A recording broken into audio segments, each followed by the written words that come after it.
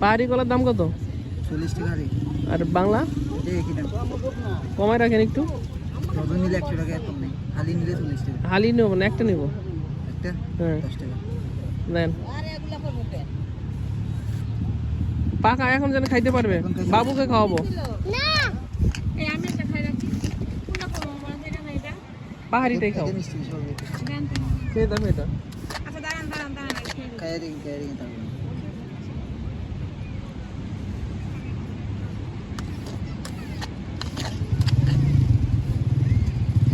কেমন নেবো একটা?